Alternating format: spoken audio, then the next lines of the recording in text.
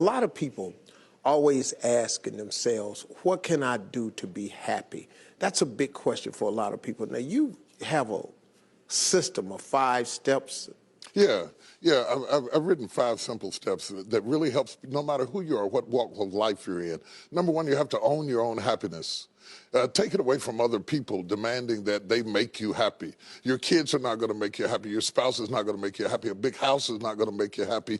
Own your own happiness and be responsible for doing those things that bring joy into your own heart, independently of life and people and money and all of that stuff. Right. It doesn't necessarily give you a happiness. You have to take responsibility of that peace and that joy that lives inside of your heart and not inside of your stuff. Wow. Am I right? Yeah.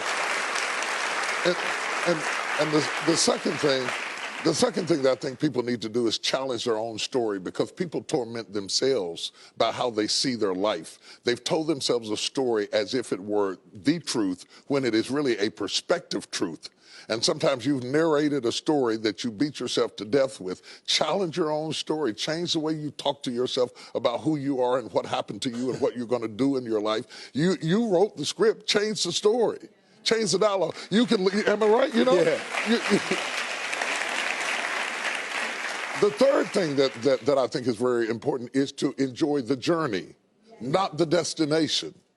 A lot of us delay our happiness. When I get to this level, when I get my degree, when I get the kids, when I get married, I'm going to be happy. Enjoy the journey. Enjoy the whole step, the whole process. Every day that you get up to strive for whatever it is you're after. You know, I'm a goal-oriented guy. Yeah, absolutely. But you don't celebrate when you get to the finish line. Celebrate all along the way. Celebrate all along the way. Yeah, man.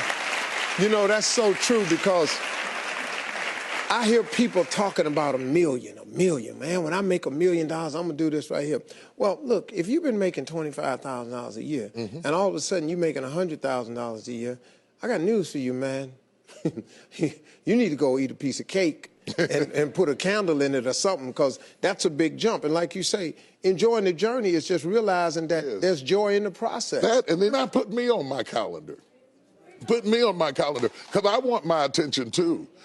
Because if you don't see yourself as valuable, nobody else will. You know, nobody else will. The other point is make relationships count.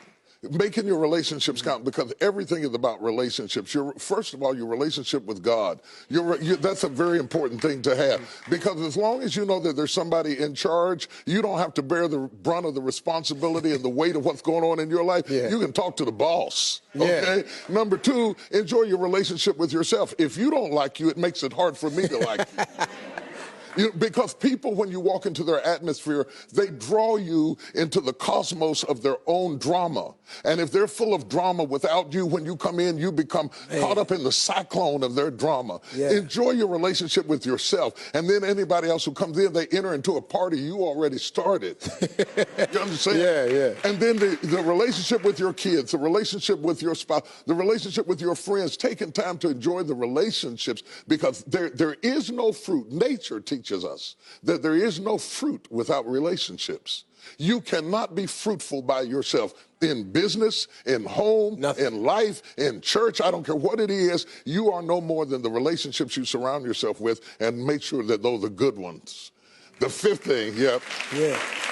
No, go ahead. I'm loving it, man. Is this good? Yeah, this is really good. The 5th thing that I really ascribe to is balance work with play. You can't do all of either one and be successful. And to those whom much is given, much is required. And if you work really hard and you're a really diligent person, make sure that you do some play to balance your life out. If you play real hard but you don't work very much, you're going to be fun, but you're going to be hungry. You know what I'm saying? You got to balance work with play. You have to balance that with your children. If you're always a disciplinarian, your daddy going to get you when you get home. I don't want to always be the police in the house. Yeah. I want to be the fun guy sometimes. Balancing work with play calls this not only for you to be holistic, but for people to get a better perspective of who you are. I get on my Instagram and I put crazy stuff. My kids die. Just yesterday, I put me sweating in the gym saying they said it's going to be fun, but it hadn't gotten fun yet. You know, to let people know that everything is not serious every day. That's too much pressure. We've got way too much pressure on us to be the people we were created to be. You got to enjoy the journey and the process. Like I told my kids the other day, I said, let me explain something to y'all. if something happened to me and Mama, I want you all to understand, y'all gonna be around the casket crying because I'm not leaving you everything. I'm just not. I'm gonna spend 85% of my income on me and your mama. Right. Yeah. Right. I'm gonna leave about 5–10%. That's it. The rest of the money, me and your mama going somewhere. We can, Dad, we can't go on vacation. No, I want to be just with your mother. Well, here's it's the thing that people don't understand about children. It is not what you leave to them that makes them great. It's what you leave in them. And if you leave enough in them, you don't have to worry about what you leave to them. If you leave more to them than you leave in them, they will run through everything you left to them. Yeah. But if you leave enough in them, you don't have to leave so much to them because they can go out there and make their own way in life. Cool. I'm glad you said that, because now they ain't getting nothing. Coming up next, Bishop T.D. Jakes has a special story to share with us that proves miracles happen right here on earth. Stay with us. We'll be right back.